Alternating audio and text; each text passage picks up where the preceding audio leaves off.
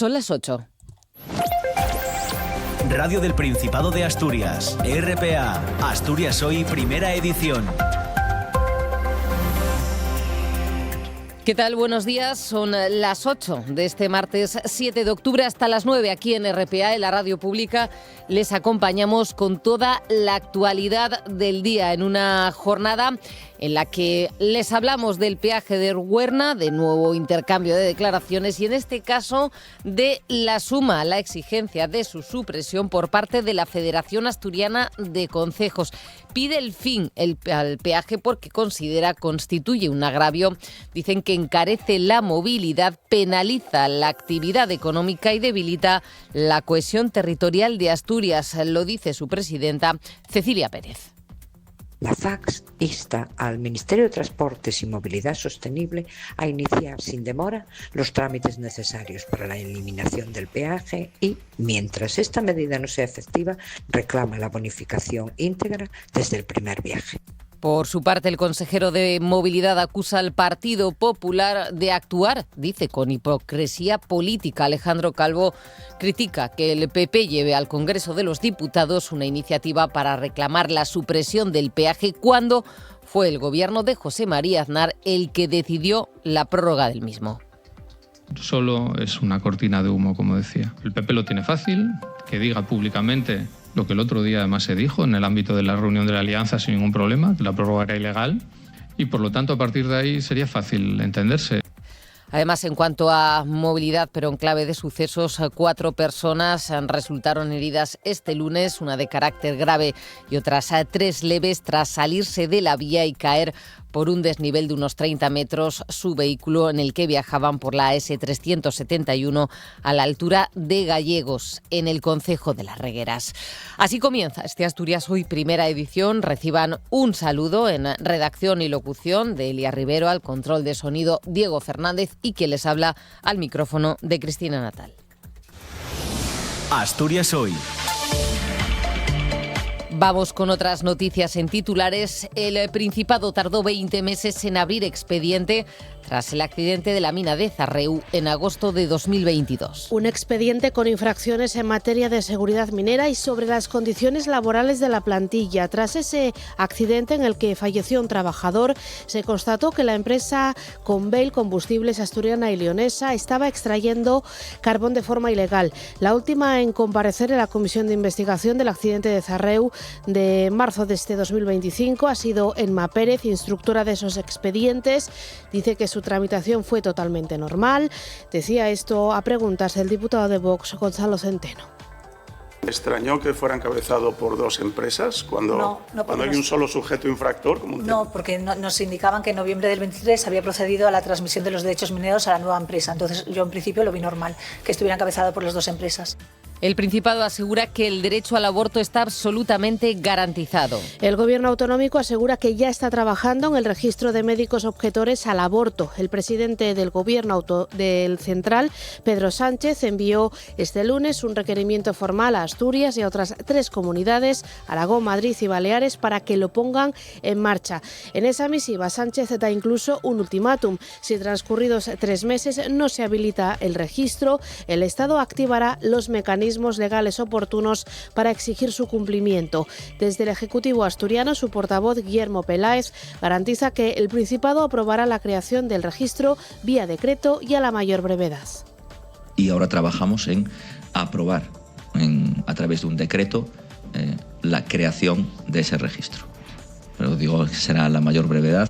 El Principado otorga casi 360.000 euros a 133 ganaderías afectadas por los incendios forestales. Según ha explicado el consejero de Medio Rural, la medida se ha tramitado sin convocatoria con el objetivo de ganar agilidad, de forma que 133 ganaderos cobrarán 100 euros por cada una de sus reses. Lo dice el consejero Marcelino Marcos Lindes. A poder ser a lo largo de la primera quincena, a lo largo del mes de octubre, estas ganaderías afectadas, estos hombres y mujeres que se han visto afectados por estos incendios, percibirán en sus cuentas la ayuda. El tráfico. Y conocemos cómo se circula a estas horas por las carreteras asturianas. DGT, buenos días. Muy buenos días, ¿qué tal? Hasta ahora van a encontrar tráfico lento en la carretera 66, en los entornos de Oviedo y también a su paso por Coyoto, todo ello dirección norte, dirección Gijón. En el resto de carreteras asturianas, por el momento encontrarán tráfico en aumento de entrada a la capital de la provincia y de entrada a Oviedo, especialmente por esa carretera AS2 y también por la carretera O14, todo ello a su paso por Vitoria, al igual que en la entrada a Gijón por la GJ10 en los entornos de Tremañes y ya en Gijón Este, por lo que les pedimos que tengan mucha precaución en estos tramos y vías. Gracias, DGT. Nos vamos con información de tráfico local. Comenzamos en Oviedo. Policía local, buenos días.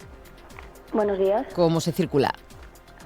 Buena circulación en general, con mayor afluencia en el acceso a Luca y Luis Oliver. Gracias, Oviedo. Nos vamos a Gijón. Policía local, buenos días. Hola, buenos días. ¿Cómo está el tráfico? Bueno, pues hasta ahora destacar tráfico de entrada a la ciudad por lo que es la avenida del Llano en el sentido Gaspar García Lavina y también en la salida por la avenida de la Constitución. El resto de días hay tráfico fluido y se circula con normalidad. Gracias y terminamos en Avilés. Policía local, buenos días. Hola, buenos días. ¿Cómo se circula? Tráfico fluido a estas horas. Gracias. El tiempo. Vamos con la previsión. David Arango, buenos días.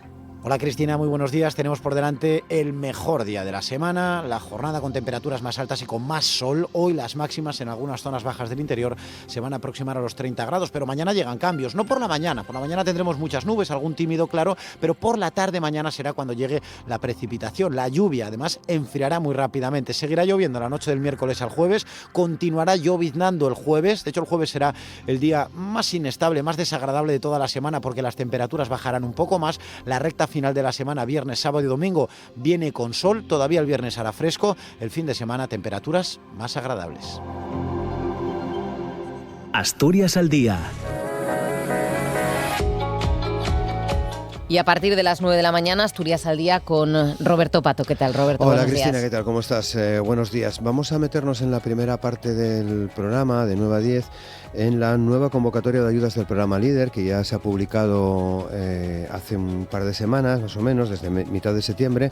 Una convocatoria que viene con 11,4 millones de euros para fomentar el desarrollo económico del medio rural. Va a estar con nosotros Begoña López, la directora general de Agricultura, Agroindustria y Desarrollo Rural, Juan Antonio Lázaro, gerente de READER, y vamos a charlar también con Carolina Castro, va a estar también en el programa. Carolina es promotora del proyecto Turitasi Cuideiro y, como sabes, ha sido elegida como mujer rural de Asturias en este año 2025. El galardón se va a entregar el día 15 en la Benéfica, la próxima semana. Luego vamos a charlar en la entrevista con José Manuel Paz, que es miembro de Cristianos de Asturias por una iglesia sinodal. Vamos a charlar con él a propósito de la situación en Gaza y teniendo como referencia un escrito, un texto que ha elaborado este grupo, Cristianos de Asturias por una iglesia sinodal, titulado Paremos el genocidio en Gaza, esto no es una guerra. Se ha distribuido entre los cristianos y cristianas de Asturias. Vamos a ver cómo está ese documento cuando se cumplen 2 años del atentado de Hamás en este día. Y vamos a cerrar charlando de inteligencia artificial con el catedrático de computación Antonio Bamonde. En concreto vamos a hablar del impacto de la inteligencia artificial en las profesiones. Muy interesante, y la perspectiva del lado ese cristiano en cuanto al conflicto, como bien recordabas, que hoy se cumple 2 años desde ese ataque de Hamás. Más que interesante también. Te escucharemos de todas formas todo Asturias al día, desde las 9 hasta las 11. Gracias, Roberto. Gracias, Cristina. Buen día. Están escuchando Asturias Hoy, primera edición.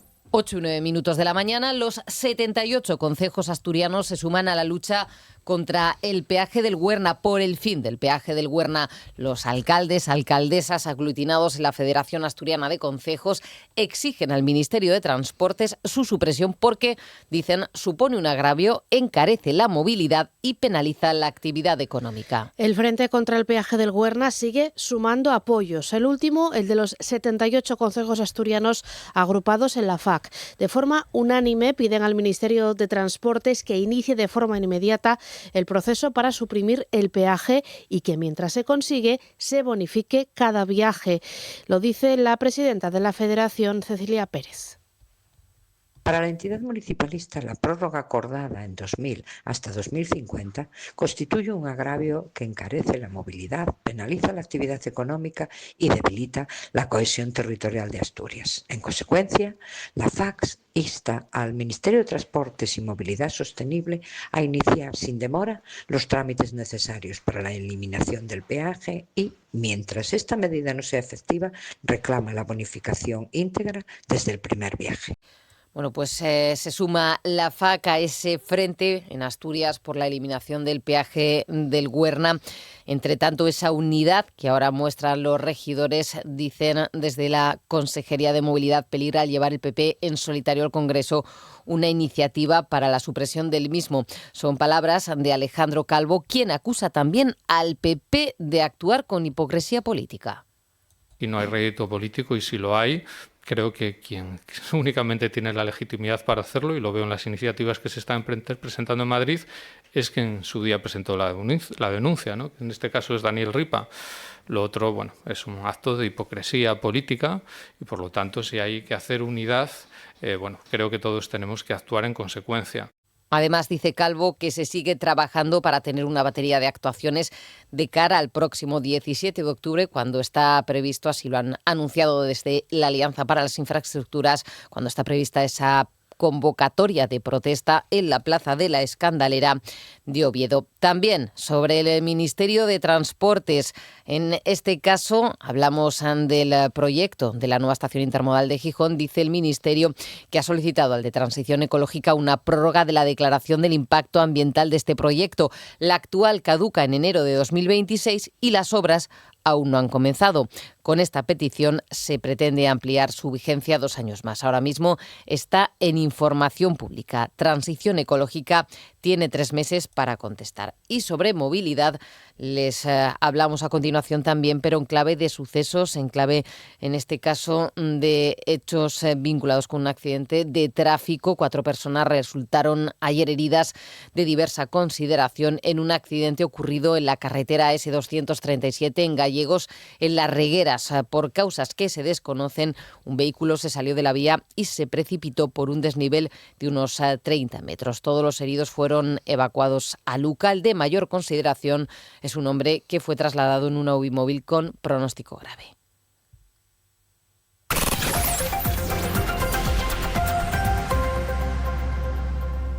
8:12, cambiamos de asunto. El Principado tardó 20 meses en abrir el expediente sobre las infracciones en materia de seguridad minera y condiciones laborales tras el accidente de la mina de Zarreu de agosto de 2022. Tras ese suceso, en el que un trabajador perdió la vida y otro resultó herido de gravedad, se constató que la empresa Conbail Combustibles Asturiana y Leonesa estaba extrayendo allí carbón de forma ilegal. En la comisión de la Junta que investiga el accidente, en este caso de marzo de 2025, en el que fallecieron, recuerden, 5 trabajadores, compareció ayer la instructora de los 2 expedientes abiertos por el Principado a Conbail. Uno de ellos está ya cerrado porque la propia empresa reconoció la extracción ilegal de carbón en la mina. Lo hizo en un escrito en el que también figuraba el nombre de Blue Solving, empresa a la que había transmitido los derechos mineros. La instructora, Emma Pérez, respondía de este modo a preguntas de Gonzalo Centeno, diputado de Vox. Lo encabezaban tanto la representante de la administradora de Conbail como el representante de Blue Solving, y lo firmaba la representante de Conbail. Renunciaba a acciones y reconocía la responsabilidad la representante de la administradora de Conbail. ¿Tuvo usted conocimiento, aunque a lo que voy es irrelevante, de que eran madre e hijo? No tenía ni idea hasta que saltó la noticia en la prensa. ¿Me extrañó que fuera encabezado por 2 empresas cuando hay un solo sujeto infractor? No, porque nos indicaban que en noviembre del 23 había procedido a la transmisión de los derechos mineros a la nueva empresa. Entonces yo en principio lo vi normal, que estuviera encabezado por las 2 empresas. La comisión se retoma mañana miércoles por la tarde con la comparecencia del responsable técnico de Montes. Bueno, pues más asuntos. El consejero de Hacienda, Guillermo Peláez, asegura que la Sociedad de Servicios del Principado, el SERPA, ha asumido todas las recomendaciones de la Inspección General para corregir las irregularidades detectadas en materia de contrataciones y procesos selectivos. Este organismo cuenta actualmente con una plantilla de 83 trabajadores, de los que el 20% son temporales. Es un informe de la Inspección General de los Servicios, hace una serie de recomendaciones en materia de empleo público que el SERPA ha asumido íntegramente y tiene ya un documento, además con una hoja de ruta, para implementar todas las recomendaciones que aparecen en el informe. Seguimos en clave empresarial porque continúa el desacuerdo entre el comité de empresa de Windar y la dirección. Tras la reunión mantenida ayer, la compañía ha trasladado la intención de vincular el ERE del área de renovables para 27 trabajadores que, recordamos, habían sido trasladados a La Coruña y vincularlo, como decimos, ese ERE con el de regulación temporal con un ERTE para el resto de su filial Windar Wine Services. La representación de los trabajadores exige que ambos procesos se desvinculen, dado que responden a causas, objetivos y efectos diferentes. Según un comunicado, el comité ha planteado además la necesidad de facilitar la salida voluntaria de aquellas personas que deseen desvincularse de la empresa mediante una baja voluntaria con reconocimiento de improcedencia. En caso de no alcanzarse acuerdo respecto a los despidos, la dirección de Windar advierte de que el expediente temporal de empleo se aplicaría sin ningún beneficio adicional, limitándose exclusivamente a las condiciones previstas en la legislación vigente y sin las mejores que se aplican en otras empresas del grupo. El comité de empresa no descarta ningún escenario, incluida la convocatoria de movilizaciones si la empresa mantiene su posición. Ignacio Requena es el secretario general de Industria de Comisiones Obreras en Asturias. Ya es hora de que se produzcan avances en la mesa negociadora. La empresa debe asumir que una situación transitoria de mercado como la que está atravesando se ha de afrontar con medidas transitorias y no con salidas traumáticas. Convendría que en la mesa se produjeran avances porque entre la plantilla ya está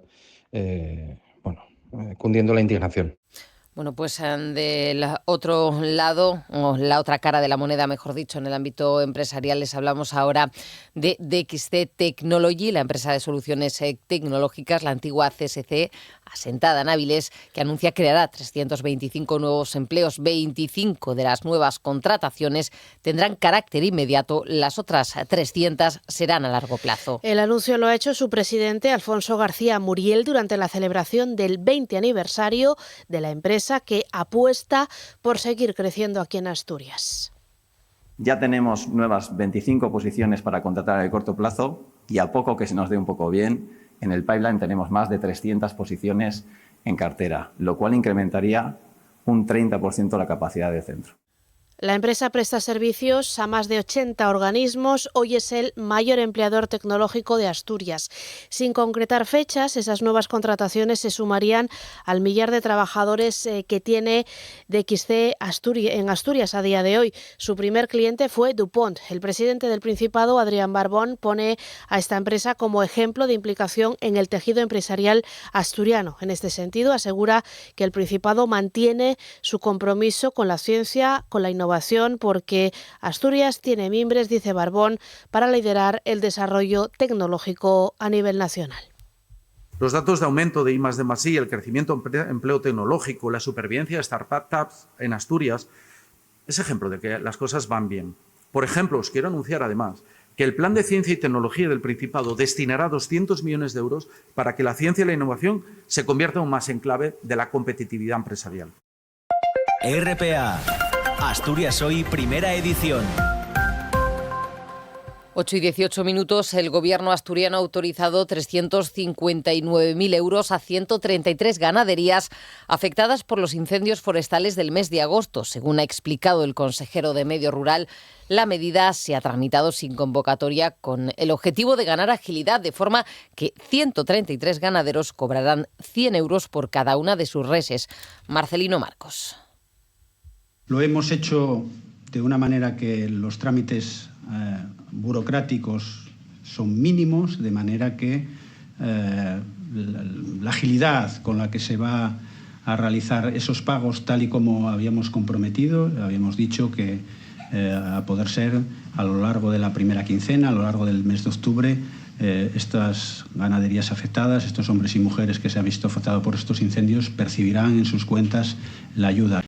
Por otra parte, también se ha aprobado por trámite de urgencia invertir algo más de 800.000 euros en las obras de protección frente a los desprendimientos de Genestoso en Cangas del Narcía, y también informa el consejero, el Gobierno está trabajando en otro contrato de emergencia de similares características para la zona de Perlunes, en Somiedo. Y en cuanto a incendios, la Guardia Civil investiga a 2 personas como presuntas autoras de 2 delitos por fuego. El primero de ellos es un vecino de Castrillón, de 41 años, presunto responsable de un incendio ocurrido el 27 de julio en Pillarno, en el que se quemaron 12 hectáreas de bosque y monte. Según el Seprona, el fuego se originó al realizar una quema de hierba en un día de riesgo 3 de incendio. El segundo investigado es un vecino de Siero, de 68 años, al que se le imputa en este caso un delito de incendio forestal por un fuego en el pico Picalloreu el pasado 6 de septiembre. Según la Guardia Civil, según el Seprona, ese hombre utilizó una desbrozadora para limpiar matorral en una finca en un día en el que no se podía llevar a cabo este tipo de tareas. Y Asturias Ganadera pide al PSOE a convocatoria por Asturias y a la diputada Covadonga Tomeque que recapaciten y permitan que se tramite en la Junta General la Ley de Patrimonio Sensorial, una norma que sería pionera en España y que no tiene carácter punitivo. Dicen que busca definir y salvaguardar el patrimonio sensorial del campo asturiano, protegiéndolo de quejas y conflictos con algunos turistas y personas que se han ido a vivir a estas zonas rurales desde las urbes. Alfonso Artidiello, presidente de Asturias Ganadera, también escuchamos a Ignacio Arias, asesor jurídico de la organización. Solicitamos que recapaciten y por el bien del campo asturiano lleven la iniciativa de esta ley al patrimonio sensorial de nuevo al Parlamento, los propios partidos que la rechazaron. Si alguien, pues entiende que hay que matizar algún aspecto, pues para eso está el trámite de enmiendas. Ahora, cerrar el paso al procedimiento legislativo con base en argumentos tan sólidos como es que hay cosas más importantes que hacer o, en fin, no recoge el lenguaje. Dice ganaderos y no ganaderas. Más asuntos. Representantes sindicales de los guardas forestales se reunieron también en la Junta, en este caso con Foro, Grupo Mixto Izquierda Unida, para pedir que se incluyan mejoras en el servicio en los presupuestos. En concreto, reclaman un incremento de 2 millones de euros en contratación de personal. Desde CESIF, desde el sindicato CESIF, estiman que con esta cuantía podrían incrementar el personal en 25 agentes, lo que supondría un 10% más de la plantilla actual. Desde CESIF defienden que es necesario dotar de personal a reservas naturales como la de Amieva, que no cuenta con ningún trabajador forestal. Además, solicitan mejoras organizativas como la creación de un centro de coordinación de agentes. Miguel Garrido es el delegado sindical de CESIF. Lo que venimos a pedir es que haya un aumento de plantilla que nos permita vigilar correctamente todo el territorio y desempeñar un servicio público que al final tiene una repercusión directa en todos los ciudadanos, porque vemos que los incendios son cada día más virulentos y es necesario ejercer una vigilancia correcta, porque al final está en juego los bienes de las personas, la seguridad, etcétera. RPA, Asturias Hoy, primera edición. El gobierno asturiano asegura que ya está trabajando en el registro de médicos objetores al aborto. El presidente del gobierno, Pedro Sánchez, envió ayer lunes un requerimiento formal a Asturias y a otras 3 comunidades, a Aragón, a Madrid y a Baleares, para que lo pongan en marcha. En esta misiva, Pedro Sánchez da incluso un ultimátum. Si transcurridos 3 meses desde la recepción de este requerimiento no se habilita ese registro, el Estado activará los mecanismos legales oportunos para exigir su cumplimiento. Desde el Ejecutivo asturiano, su portavoz asegura que el derecho a abortar está asegurado. Aquí en Asturias, Guillermo Peláez garantiza que el Principado aprobará la creación de ese registro vía decreto y a la mayor brevedad. En cuanto al registro, que es una obligación, si no me equivoco, que es del año 2024, la obligación de la creación del registro, en el ámbito del SESPA se dictaron unas instrucciones a todas las áreas sanitarias para desarrollar ese registro y ahora trabajamos en aprobar a través de un decreto la creación de ese registro. Pero digo que será a la mayor brevedad. Bueno, pues declaraciones del consejero después de que ayer Pedro Sánchez desde el Gobierno central apuren plazos, obliguen a que antes de 3 meses se tengan esos registros, y declaraciones también de la ministra de Igualdad, de Ana Redondo, que denunciaba que hay comunidades que incumplen sistemáticamente el derecho al aborto. Lo que se está haciendo es requerir a las comunidades autónomas para que cumplan con el registro de objetores, pero también para que cumplan con los requisitos legales que permiten a las mujeres realizar su interrupción voluntaria del embarazo con normalidad en la pública y, por supuesto, también con todas las garantías. Eso es lo que pretendemos, que no haya mujeres de primera y de segunda en el territorio español. Precisamente la ministra de Igualdad estará esta tarde en Asturias. La delegación del Gobierno, a través de la Unidad de Coordinación contra la Violencia sobre la Mujer, ha organizado para hoy y para mañana el Congreso Anual, un acto que se celebrará en el Centro Niemeyer de Avilés y en el que participarán, como decimos, la ministra Ana Redondo y la delegada del Gobierno en Asturias, Adriana Lastra. Y seguimos con críticas y en el ámbito sanitario, porque el Colegio de Enfermería del Principado de Asturias acusa a las organizaciones médicas de intentar denostar a los profesionales de enfermería en el marco de las protestas por la negociación del Estatuto Marco de Sanidad. El presidente del colegio, Esteban Gómez, denuncia la distribución de pasquines en la huelga de médicos, en los que dice se insinuaba que las enfermeras van a sustituir a los médicos, cuando de lo que se trataba era de luchar porque se les reconozca la categoría que les corresponde por su nivel académico. Dice que no se trata de denostar a otros profesionales sanitarios, lo ha dicho Esteban Gómez a RPA. Hemos escuchado algunas declaraciones que nos han parecido preocupantes. Nos hacen responsables a las enfermeras de las penurias de los médicos, o lo que es peor, de poner en riesgo la seguridad de los pacientes. Sabemos que no todos los médicos opinan así, pero creemos que este tipo de declaraciones son peligrosas y no podemos permitir que sigan sucediendo.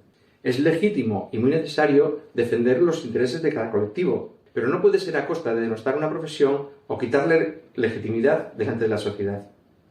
Quiero hacer un llamamiento a las enfermeras. Quiero que os animéis a uniros, a alzar la voz y, a través de nuestro desempeño, demostrar que tenemos un lugar en el nuevo sistema sanitario del futuro.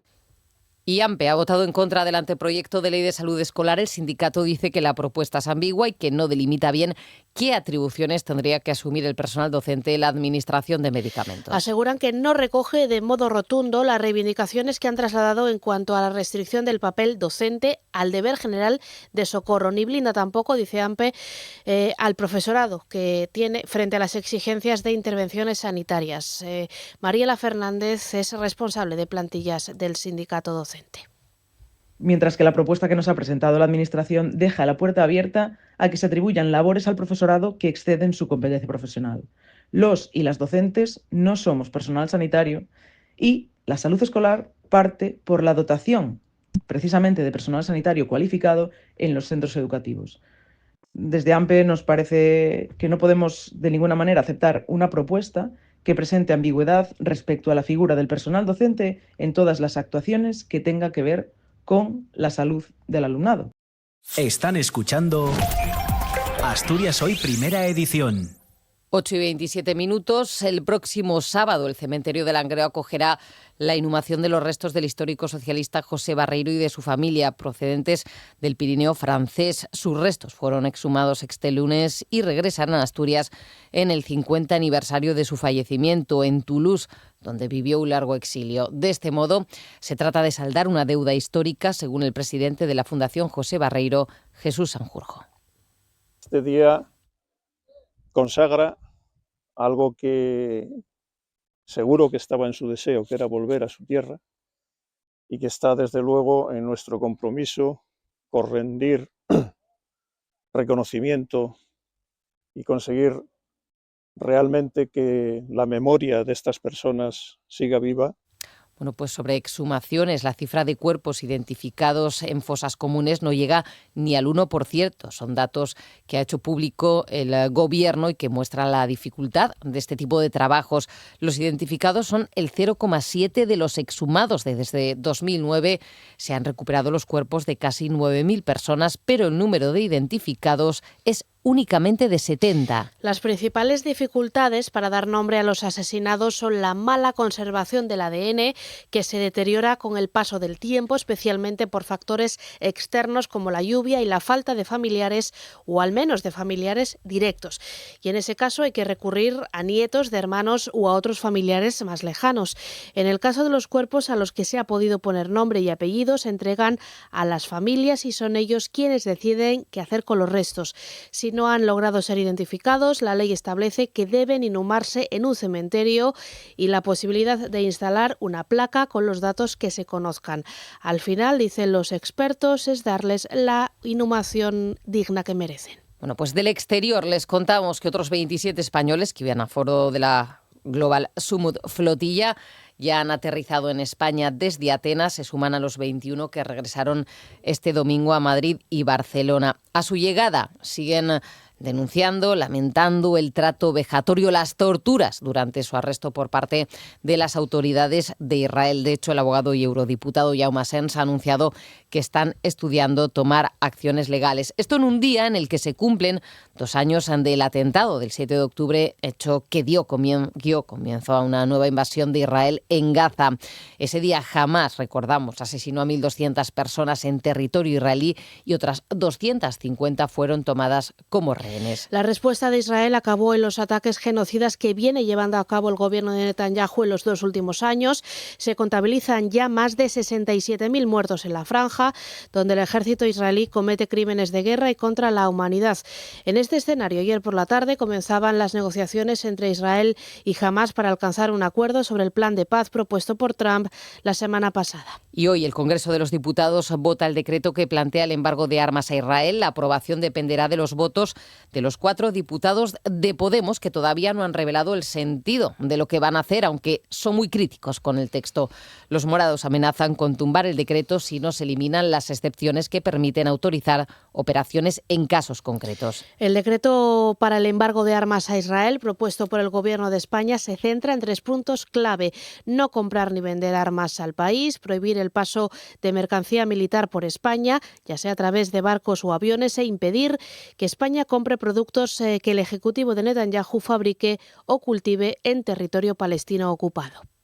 Asturias Hoy, primera edición. Noticias. Nos vamos al ámbito de la cultura y a las 10:30 en Oviedo la Fundación Princesa de Asturias presenta el programa de actividades culturales organizado con motivo de los premios Princesa de esta edición de este año 2025. Ya más a largo plazo nos fijamos en el FIX porque 8 títulos completan la nueva competición del Festival Internacional de Cine de Gijón, incluyendo el estreno mundial de Los Bobos de los argentinos Sofía Jalinsky y Juan Bashovich Marinaro. FIX Premier es una sección que por primera vez se convierte en un espacio competitivo en el ámbito internacional dentro de la sección oficial. En este marco se ha anunciado el regreso a Gijón de cineastas como Denis Coté, que viene a presentar Paul, Eugene Green dirige A Guardo Conocimiento y Mary Lossier trae Barking in the Dark. Tito Rodríguez, quien actualmente es el responsable de la programación del FIX, habla para los medios de comunicación. Pues como pueden ser las últimas obras de Sharunas Bartas, que presentará Back to the Family, Sophie Le Tourneur, con La Aventura, que se presentó en Cannes, o Wilhelm y Anka Sasnal, que pondremos de assistant en esta competición, un trabajo que se estrenó en Rotterdam. Y por supuesto, repiten por tercera vez, y estamos muy contentas de poder tener la premier mundial de su película Los Bobos, los cineastas argentinos Sofía Jalinsky y Juan Bashovich Marinaro, que ya estuvieron aquí y fueron premiados con sus 2 anteriores películas, Estertor y Palestra. Como digo, una sección que nos ha dejado un gran sabor de boca, que esperamos que sea bien acogida por el público del festival y por la crítica. Y esta tarde a las 7 se presenta en Oviedo la librería La Tercera Palabra. Se presentan los libros, lecciones de nuestros abuelos y abuelas y lecciones robadas porque perdimos la memoria. Son 2 títulos, 2 proyectos en uno publicados por Vinatea Editorial. Lecciones de nuestros abuelos y abuelas es un proyecto para aprender historia en las aulas con sus verdaderos protagonistas. Se trata de un proyecto sin ánimo de lucro, consiguiendo que el alumnado sea consciente del valor social de su aprendizaje y de su trabajo. Luis Vivas Ramos es profesor de historia en Valencia.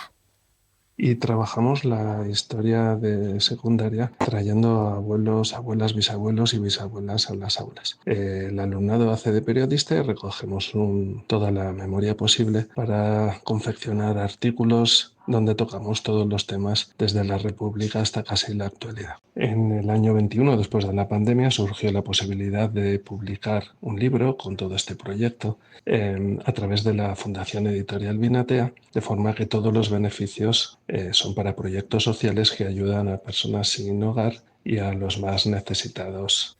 Su éxito y la gran implicación de los escolares participantes han hecho posible el segundo libro, esta vez con exalumnos. Es decir, investigando todos los temas de nuestra memoria histórica, todos los temas que el franquismo ocultó, tergiversó y enterró, para poderlos poner todos juntos en un solo libro y que cualquier profesor de todo el Estado pueda recomendarlo a su alumnado. Este está hecho por exalumnos y exalumnas que un día pasaron por mis aulas y entrevistando a los mejores expertos y expertas de todo el país, catedráticos, investigadores, periodistas, etc. Bueno, pues estos libros, el último en concreto, se está trabajando ya para que pase a viñetas, a cómic, esta tarde a las 7, como decimos, en la librería, en Oviedo, la librería La Tercera Palabra. Y nos vamos, en este caso, al marco de la Feria del Voluntariado de la Universidad de Oviedo. Hoy se inaugura en la Escuela Politécnica de Gijón una exposición sobre el papel de la tecnología para mejorar la equidad de género en unas comunidades rurales de Guinea-Conakry. La muestra recoge fragmentos de una realidad compleja y refleja cómo las mujeres de ese país pueden caminar hacia un futuro más justo. En las imágenes expuestas se puede ver, por ejemplo, cómo se trabaja el acceso a la energía o cómo grupos de mujeres reciben formación técnica de la mano de la ONG Ingeniería Sin Fronteras. También se las ayuda a reforzar el liderazgo y la autoestima. Jorge Coque, profesor de la Universidad de Oviedo y voluntario de esa ONG. Muestra una situación de profunda inequidad de género en varias comunidades rurales en las cuales colaboramos desde el año 2018 en un programa de desarrollo rural. Esa inequidad de género se traduce en poligamia y embarazos precoces. Es muy normal que chicas adolescentes muy jóvenes sean madres, y eso hace que abandonen el ámbito escolar si es que alguna vez llegaron a él. Como decimos, la exposición explora la inequidad de género en las comunidades rurales de ese país, de Guinea-Conakry. Muestra proyectos que buscan empoderar a la población, sobre todo a las mujeres. Jorge Coque cuenta que el país no cuenta con red eléctrica y que parte del cometido de la ONG de Ingeniería Sin Fronteras sobre el terreno es precisamente ese, formar a la población local para que puedan ir avanzando poco a poco en ese sentido. Las personas formadoras son de Guinea o de países limítrofes, y en los cursos formativos pues se van instalando tanto en el colegio como en las comunidades rurales de la zona. Pues se van electrificando colegios, centros de salud, locales comunitarios, y empiezan ahora ya las primeras viviendas. Para estar al día, Asturias al Día. Asturias al Día. Un programa de noticias, análisis y debate que se emite de lunes a viernes a las 9 de la mañana en RPA. Asturias al Día en RPA, la radio autonómica. Están escuchando Asturias Hoy, primera edición. 8:37 de la mañana, el Instituto Universitario de Oncología del Principado de Asturias, el IUOPA, celebra 25 años y lo hace como referente en investigación biomédica en Asturias y también en España. Ha ido alcanzando además a lo largo de estos años varios hitos, de los que vamos a hablar a continuación, en un centro donde trabajan 200 personas a través de 20 grupos de investigación, donde se han defendido más de 190 tesis y se han publicado 3.000 artículos. La directora del IUOPA es Ana Gutiérrez. Ana, ¿qué tal? Muy buenos días. Hola, muy buenos días, Cristina. Felicidades por esos 25 años, eso lo primero. Han venido trabajando en muchos aspectos a lo largo de estos años. La ciencia, la investigación, desde luego, es el presente, el futuro, es un activo de la sociedad y también en Asturias con el IUOPA. Vamos a ir desgranando alguna de las cuestiones o de esos hitos que habéis ido alcanzando. Me he fijado en varios, Ana, y empezamos, si te parece, por esa participación en proyectos internacionales de secuenciación del genoma de cáncer. Fueron de los primeros centros en participar en estas investigaciones. ¿Qué supone poder trabajar en este sentido? Pues, como tú dices, efectivamente fuimos uno de los primeros grupos a nivel internacional. Daros cuenta que salimos de Asturias, no salimos de un centro como Madrid o Barcelona. y fuimos de los primeros centros a nivel internacional en participar en esos consorcios internacionales de secuenciación de genomas del cáncer. ¿Qué supone? Abrir la puerta a Asturias a que sea conocida a nivel internacional. Hoy en día es un referente en la secuenciación de genomas, en el análisis de genomas, es un referente en cuanto a sus publicaciones. Estas publicaciones dieron lugar, estas investigaciones, a publicaciones muy importantes que hacen que en Asturias se convierta en un centro donde la gente se mira y donde la gente comparte con los investigadores de Asturias y que trabajan en este campo, pues nuevas colaboraciones, nuevas alianzas. Eso es lo que abrió la puerta a conocer Asturias a nivel internacional. Porque el IOPA tiene algo que envidiar a otros centros de referencia como Madrid y Barcelona.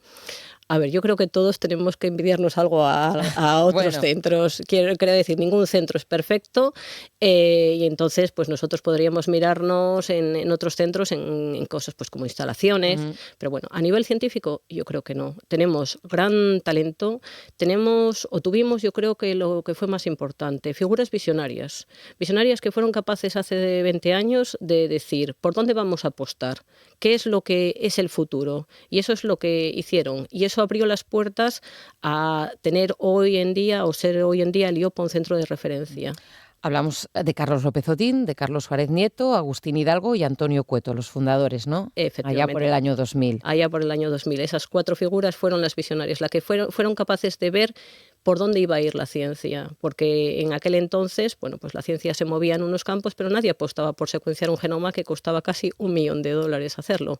Sin embargo, ellos fueron capaces de ver que eso era el futuro, fueron capaces de formar a la gente. Esto era un campo nuevo, había que formar a investigadores ellos mismos, entonces fueron capaces de ver que eso era por dónde iba el camino. Decía antes las cifras, 200 personas, 20 grupos de investigación, casi 200 tesis. No está nada mal, ¿no?, como balance de 25 años. No está nada mal. Y seguimos creciendo. O sea, al principio éramos menos grupos, había 12 grupos, 8 grupos, 12 grupos, hemos ido creciendo. Queremos incorporar a gente, queremos atraer a gente que venga a trabajar al instituto. Asturias es una región no solo bella por su paisaje, sino también por el ambiente que se crea a la hora de trabajar. Grupos que colaboran entre sí, que están próximos. Para eso hace falta dinero, ¿no? La financiación necesaria, retener el talento, pero bueno, el rector sí que dice, ¿no?, que la apuesta está clara, y me imagino que por parte del Principado también. A ver, yo voy a decir 2 cosas. La investigación oncológica es cara, ¿vale? Claro. Es cara. España sigue siendo un país que no invierte tanto en investigación de todos los tipos, no solo hablo de la biomédica. España debería de invertir más. Nosotros desde Asturias, desde el Principado, nos sentimos arropados. Nos sentimos arropados desde el Principado, nos sentimos arropados también de fundaciones como Cajastur, que nos apoya.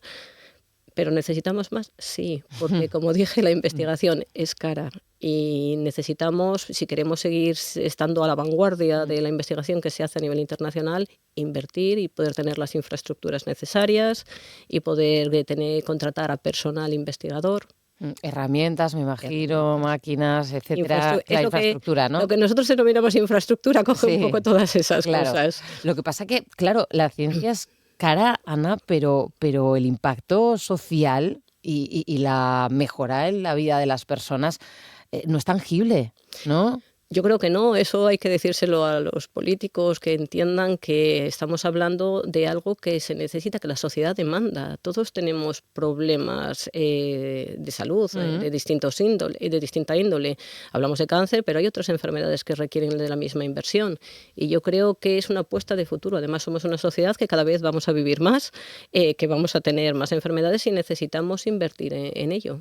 Por ejemplo, otra de las cuestiones en la que trabajáis es la identificación de nuevos biomarcadores y dianas terapéuticas. Esto, por lo que he leído, es importante para el diagnóstico precoz, y un diagnóstico precoz es fundamental para la calidad de vida, ¿no? Efectivamente. O sea, una de las cosas en las que hemos mejorado en cáncer ha sido, en los últimos 25 años, una prevención, políticas de prevención muy importantes, diagnóstico precoz también, mejoras en los tratamientos, identificar estas dianas lo que te hace es saber qué fármaco es más efectivo y cuál no. Te evitas un gasto innecesario de dar un fármaco que igual no funciona y todos los efectos secundarios.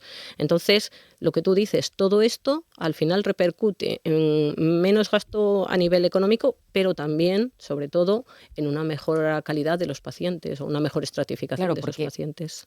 No digo personalizar, pero sí que se dirige mucho entonces, ¿no? al paciente. No es una etiqueta genérica porque tú tienes esto y te voy a dar lo otro, no.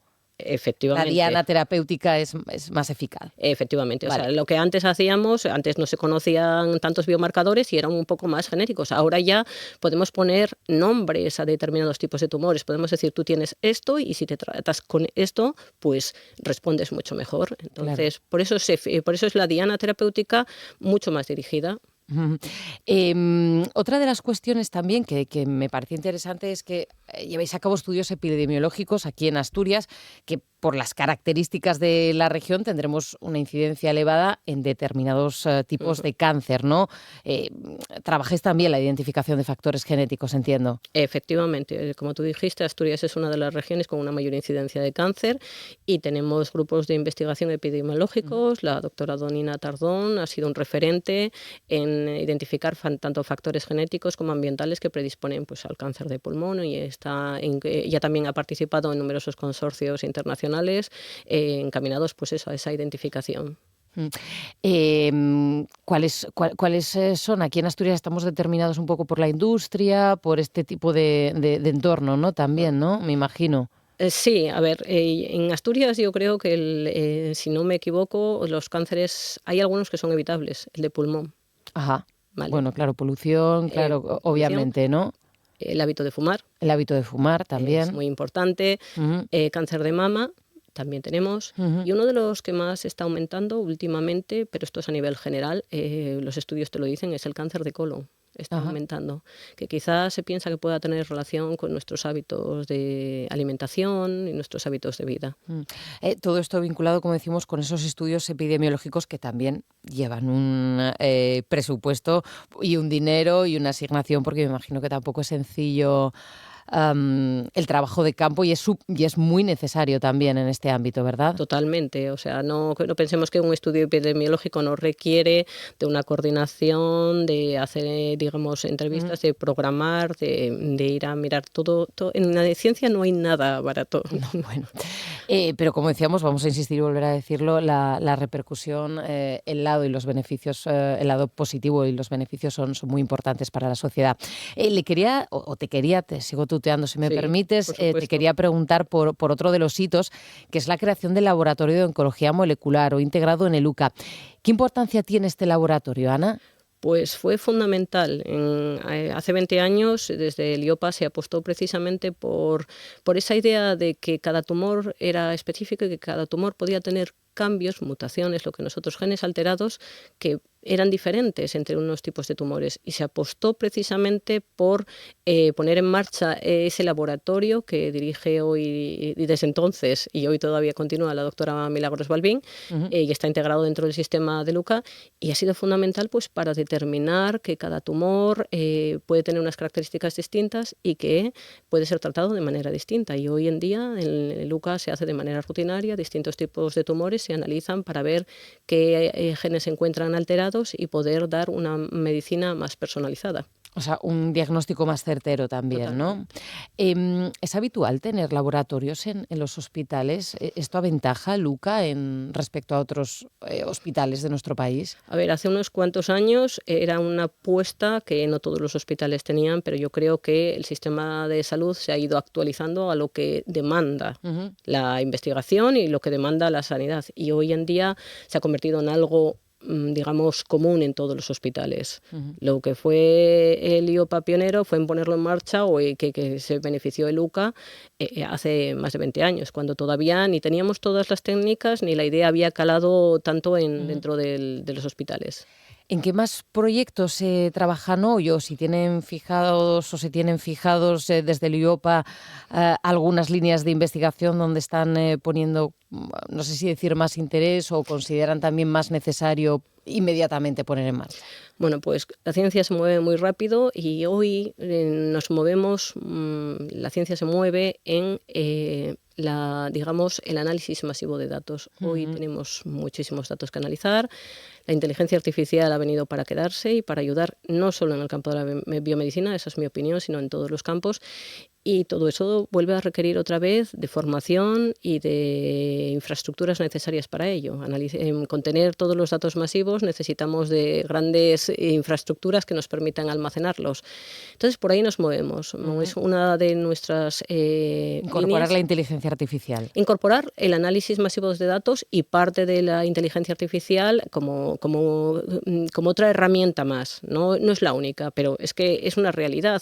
Hoy todos secuenciamos, no solo secuenciamos genomas, sino que secuenciamos a nivel de célula única, que es otra técnica que se llama single cell, que genera muchísimos datos. Tenemos análisis transcriptómicos, todos genómicos, metabolómicos, todas las ómicas que queramos. Y eso genera muchísimos datos. Y todos esos análisis tienes que tener pues la infraestructura y el personal formado. Nuestros equipos ahora en los laboratorios ya no son biólogos o biotecnólogos, son matemáticos, son físicos, son bioinformáticos, porque todos forman parte del engranaje de cómo se hace ciencia. Claro. O Entonces, sea, son equipos multidisciplinares, ¿no? Totalmente. Esa es hoy en día la realidad. Y ese fue otro de los puntos importantes que tuvo el IOPA. La visión de los 4 fundadores fue precisamente esa. Ver que el cáncer era una enfermedad muy compleja que tenía que abordarse desde distintos campos. Desde la investigación molecular, que es la básica, desde la translacional, el punto de vista, digamos, clínico, y translacional, que llegase al paciente, que repercutiese en el paciente. Ese enfoque multidisciplinar que hoy entendemos tan fácilmente, hace 20 años no era tan común. Ana, y en el feedback tenéis esa respuesta de que al talento investigador o al talento de todas estas profesiones vinculadas con estos marcadores y con vuestro trabajo, ¿les interesa, les gusta trabajar en el IOPA? ¿Llama la atención? ¿Es demandado poder venir a trabajar aquí en un grupo? Sí, te entiendo lo que me quieres decir. A ver, lo que estamos consiguiendo muchas veces es que retorne gente. Nosotros tenemos grandes, y esto es algo que me gustaría insistir, tenemos grandes investigadores, grandes profesionales formados, y muchos han estado fuera y continúan fuera.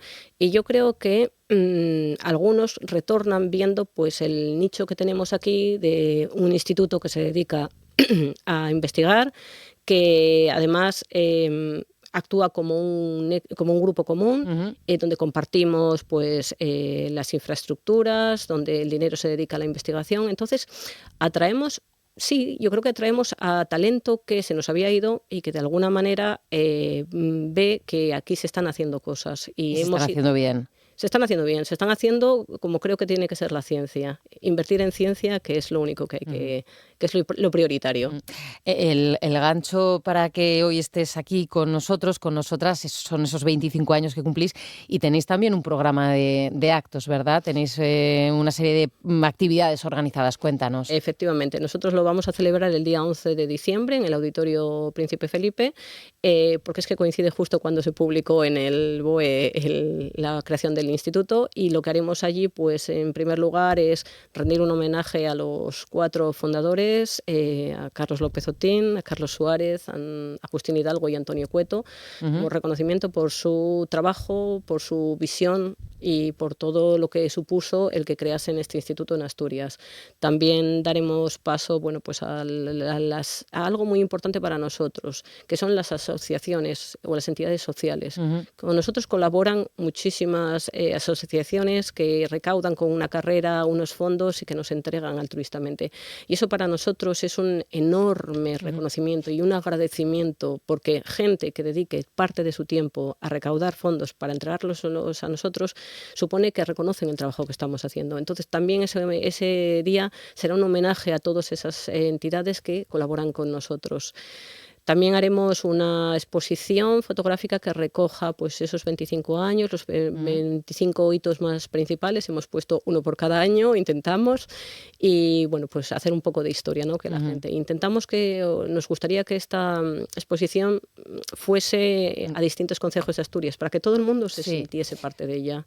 Y luego celebraremos, ya por último, un congreso en mayo a nivel internacional, donde vendrán expertos en cáncer, porque creemos que es importante que sigamos manteniendo ese liderazgo, esa importancia a nivel internacional, trayendo y formando a nuestra gente con los principales investigadores en cáncer. Lo tenemos todo apuntado mes por mes, seguiremos en contacto y dando voz, porque también la ciencia yo creo que tiene una parte muy importante en cuanto a la divulgación y conocer lo que estáis haciendo las personas que trabajáis en esta materia. Ana Gutiérrez, directora del Instituto Universitario de Oncología del Principado de Asturias, del IOPA, celebrando 25 años como referente en investigación biomédica en Asturias, en España, y también con esa proyección internacional. Ana, muchas gracias y enhorabuena, a seguir trabajando. Muchas gracias a vosotros. Gracias.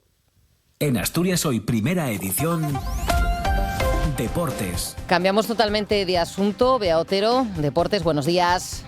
Hola, buenos días. El Sporting y Borja Jiménez continúan negociando para que el entrenador se haga cargo del club gijonés. David Guerra e Israel Villaseñor se reunieron con el técnico abulense en Madrid como primera opción para sustituir a Garitano. Jiménez podría dirigir al equipo en la vuelta al trabajo mañana miércoles y firmaría hasta 2027. De no lograr un acuerdo, el club comenzaría a trabajar en otras opciones, con Sergio González como alternativa. Y nueva jornada de descanso para el Real Oviedo, que no regresará al trabajo hasta mañana miércoles, en una semana sin competición en Primera División debido a los compromisos de las selecciones nacionales. Paunovic tendrá tiempo para preparar el partido del viernes 17 a las 9 de la noche en el Carlos Tartiere frente al Español, una cita para la que recupera a Ilic tras cumplir sanción y para la que está pendiente de Nacho Vidal. El serbio no podrá contar estos días con los internacionales Raín, Sibu, Viñas y Carmo. Y ya se conocen los emparejamientos de la Copa del Rey, que tendrán lugar en una sola eliminatoria del 28 al 30 de octubre. El Real Oviedo se medirá al Ourense en Ocouto, Caudal y Sporting se verán las caras en el hermano Santuña. Adrián González es el entrenador del conjunto mierense. Estamos muy contentos, nos tocó el equipo que todos queríamos, pues jugar contra el Sporting a los asturianos nos hace mucha ilusión, es junto con el Oviedo los dos equipos más grandes de Asturias. Y el Puerto de Vega se medirá a un equipo de Primera División, al Celta de Vigo, en El Pardo, en Navia. Escuchamos a uno de los futbolistas del conjunto del Puerto de Vega, Daniel Moreira. Teníamos preferencia por alguno, con Oviedo, por cercanía, pero bueno, el Celta nos hace mucha ilusión. Son jugadores que llevamos viendo mucho tiempo, nos hace mucha ilusión, evidentemente. Para mí Aspas, por ejemplo, es un ídolo. Y por su parte, el Avilés se medirá a domicilio al Ávila en el Adolfo Suárez. El entrenador del conjunto real avilesino es Dani Vidal. Pues la verdad que es un rival muy complicado. Vienen de un inicio prácticamente perfecto. Nos vamos a encontrar un equipo a un nivel físico muy exigente, tanto en línea defensiva como en línea atacante.